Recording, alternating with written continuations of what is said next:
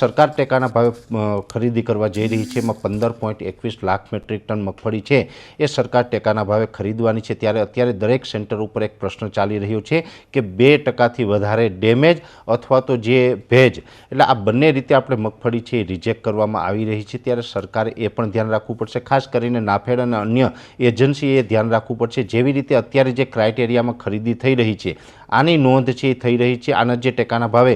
Norms બનેલા છે એ norms મુજબ અમે અમારી રીતે અમારી જે કિસાન સહકાર સમિતિ ટીમ છે એના દ્વારા તમામ પ્રકારની ગુજરાતમાંથી મગફળીની ખરીદી પૂર્ણ થશે પછી અમે દરેક ગોડાઉન ઉપર જનતા રેડ પણ કરીશું, કિસાનોની રેડ થશે અને આ રેડની અંદર જે રીતે અત્યારે ખરીદી થઈ રહી છે એના કરતાં જો કદાચ ક્વોલિટી છે એ ડાઉન ગોડાઉનની અંદરથી જોવા મળશે તો પછી એની અંદર સરકારે પણ કાયદેસર કાર્યવાહી કરવી પડશે। એનું કારણ છે કે જે અત્યારે જે નોર્મ્સ બનેલા છે આ નોર્મ્સ મુજબ જે માવઠાને કારણે મગફળી પલળેલી છે તો ગુજરાતના લગભગ 80% ખેડૂત તો એવા છે કે ટેકાના ભાવે મગફળી વેચાણ કરી શકે એમ નથી, કેમ કે એમાં મોટાભાગની મગફળીની અંદર ભેજનું પ્રમાણ જોવા મળી રહ્યું છે, એટલે આમાં રિજેક્ટ થઈ રહી છે। જેને અત્યારે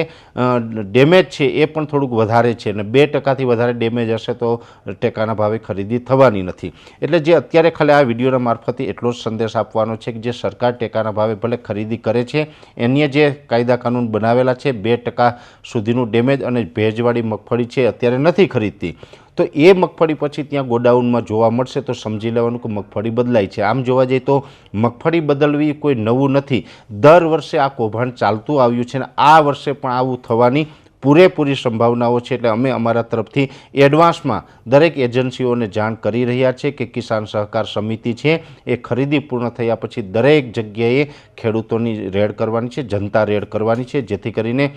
સાવચેત બધાએ રહેવાનું છે અને ખાસ કરીને ખેડૂતોએ પણ પોતપોતાના વિસ્તારમાં જે અત્યારે મગફળીની ખરીદી થાય છે એમાં જો ક્યાંય ગેરરીતિ થતી હોય તો અમને એક જાણ કરી શકે। બીજી વાત એ છે કે છેલ્લા 2 દિવસની અંદર અમે અનેક કિસ્સા એવા પણ સામે આવ્યા છે જેની અંદર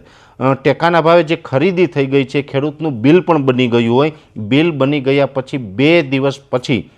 ત્યાંથી કોલ આવે છે અને ખેડૂતને એવું કહેવામાં આવે છે કે તમારી મગફળી રિજેક્ટ કરવામાં આવે છે। જો કે નિયમ મુજબ એક વખત એનું વજન થઈ જાય છે, બિલ બની જાય છે પછી રિજેક્ટ કરી શકાતી નથી અને અત્યારે કદાચ 2 દિવસ પછી જો રિજેક્ટ થતી હોય ને ખેડૂત ત્યાં એ સેન્ટર ઉપર પહોંચે તો પછી નક્કી કેમ થશે કે એ જ ખેડૂતની મગફળી છે અથવા તો ત્યાંને ત્યાં જ બદલી ગઈ છે। એટલે નિયમ મુજબ તે ન કરી શકે। 1-2 દિવસની અંદર જેટલા પણ આ કિસ્સા બન્યા છે એની અંદર અમે કાયદાકીય રીતે જે